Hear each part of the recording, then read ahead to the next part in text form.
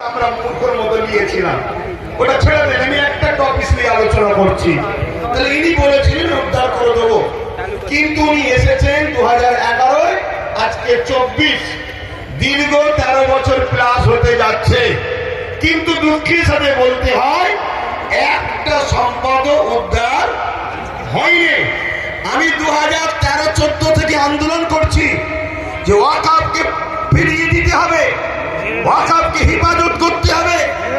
রাজ্যে যে সরকার আছে তিনি একবার বেগম রোকেয়া রিসার্চ সেন্টার ওয়াকফ ভবন বলে একটা শিলান্যাস করেছিল, ওই শিলান্যাসই হয়েছে। একটা পর্যন্ত এখনো